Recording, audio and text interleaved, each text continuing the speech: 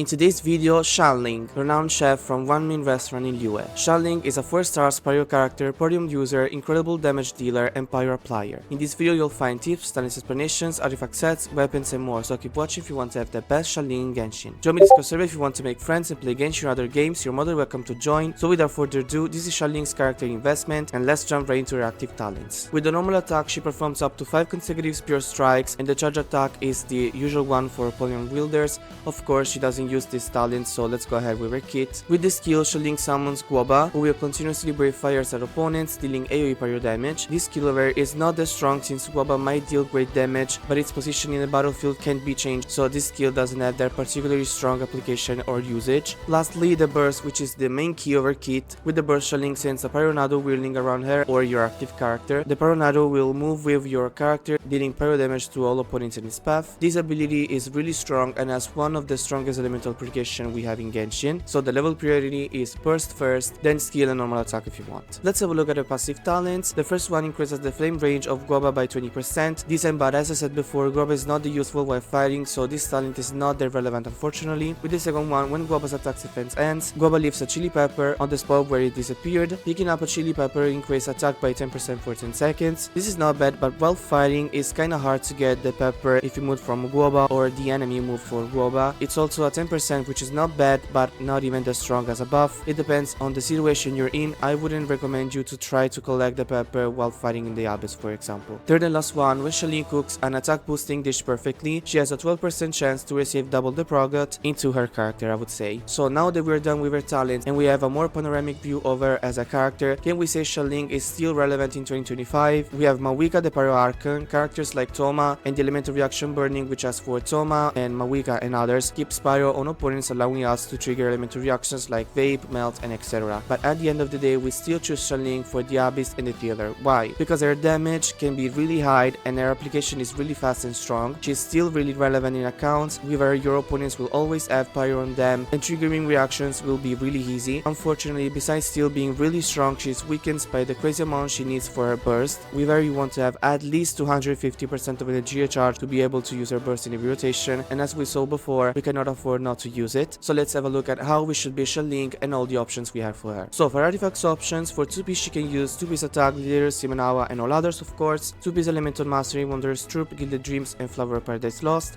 2-piece pyro damage, Crimson Witch of Flames, 2-piece energy charge, Emblem of Star Fate, and 2-piece burst damage, Noblesse Oblige. For 4-piece she can use Emblem of Star Fate, which will increase her burst damage based on the percentage of energy charge she has, so perfect for her since this set buffs her principal source of damage based on the stat she needs to be really high, so really perfect. Or she can also use Crimson Witch of Flames, which will increase her pyro related reaction damage and increase even more the pyro damage bonus she gained with the 2-piece. Main stats are energy charge on the sand, attack, elemental mastery, or pyro damage on the goblet, and creates attack or elemental mastery on the circlet. Substats are energy charge, creates attack, and EM. Before we uncover our weapons options, the majority of the viewers are not subscribed, so subscribe to the channel if you like this kind of content and make sure to activate the notifications to not miss out any future guides of your favorite characters. Let's have a look at her weapons options. The fun fact about her is that she can use almost all the polyarms we have in game, so let's have a look at the best options. First option is Engulfing Lightning, which grants a lot of energy charge and attack. The effect further increases this stats, which is really good for XIANGLING's performances. Skyward Spine, which also gives a lot of attack and fewer energy charge than Engulfing, but is still a great option also because it grants a small buff in crit rate. Staff of Oma, which gives a lot of attack and crit damage. The effect will buff XIANGLING's attack based on her max HP after using Guoba. Luminous Elegy, which is really good for crit rate and base attack. The effect increases attack and damage dealt if you're burning opponents. Once you have 2 stacks, this weapon will grant you 12 energy, which is quite good for XIANGLING. Unfortunately, you can only use this in teams with Dendro. For 4 stars options, we have the Catch, which is our burst slot for 4 stars. It gives a lot of energy charge and the effect increases elemental burst damage by 16% and elemental burst crit rate by 6% at rank 1, while at rank 5 would be 32% damage increase and 12% burst crit rate, so really strong for XIANGLING. Favonius Lens, which gives energy charge and attack, you need crit rate if you want to activate the effect. Dragon's Bane, of course, which gives a lot of elemental mastery and increases damage against opponents with Hydro or Pyro on, so really good for the teams we play XIANGLING. As I said before, she can use a lot of other weapons, so if you have any any doubts, feel free to ask in the comments. Let's have a look at the constellation before team comp so we can understand if there are any constellations needed or we can play XIANGLING as easy or having great performances. With the first one, opponents hit by global attacks have their pyro resistance reduced by 15% for 6 seconds. Really good since this supports XIANGLING herself and also gives another reason to use Guoba, so really good. With the second one, the last attack in a normal attack sequence applies the implode status onto the opponent for 2 seconds. An explosion will occur once this duration ends, dealing 75% of XIANGLING's attack as AoE pyro damage. This is decent. The problem is that XIANGLING joins the field only to summon Guoba and use her burst. You don't have time to perform a combo of normal attack with her. The third increases the level of the burst by 3, really good. With the fourth, Pyronado's duration is increased by 40%, so it is 4 seconds longer. The fifth increases the level of the skill by 3, and with the last one, for the duration of Pyronado, all party members receive a 15% pyro damage bonus, good if you have a pyro DPS with her. In the end, she has quite good constellation. C1, C3, and C4 are the strongest, and the 3 you should aim or hope to get. Now for team comps, we have a lot of choices. Let's start with a classic team. So on national, we have Raiden, XIANGLING, Bennett, and Xingqiu. In this case, the pyro resonance increases Raiden, XIANGLING, and Xingqiu's performances. XIANGLING deals pyro damage to opponents, Bennett heals and buffing attack, and Xingqiu applies hydro and increases Raiden resistance interruption, which is really good. Another version of this team is with Furina, which is the anti-boss team. In this case, you have Furina buffing and dealing great damage. You can use this team with smaller opponents, but Furina's quicker hydro application will allow overload to be triggered, launching opponents that will be hit mid-air by Furina's pet, so they basically never come back on the ground, which is a bad thing for damage pace. So if you have small opponents, use Xingqiu to not have them launch in the air. For bosses, you can still use Xingqiu, but Furina deals great damage and increases all performances. Next option is a Virgin team with Kinich, XIANGLING, Bennett, and Furina. In this case, Kinich will deal great damage thanks to Bennett and Furina, and will also have opponents in the burning state, which will allow him to charge Nightsoul points even faster. For ML team, we can have Wriothesley, XIANGLING, Bennett, and Kazuha. In this case, XIANGLING and Bennett's stats are the same as always. Kazuha reduces opponent's cryo resistance, and Wriothesley will always trigger melt thanks to XIANGLING. As always, these were just examples. You can use XIANGLING in a lot of other teams, so have fun. The only pyro related team I don't particularly recommend with her is Overload. And that's all you needed to know about our chef XIANGLING. I hope this video came useful to you. Don't forget to leave a comment on what you think of this incredible character.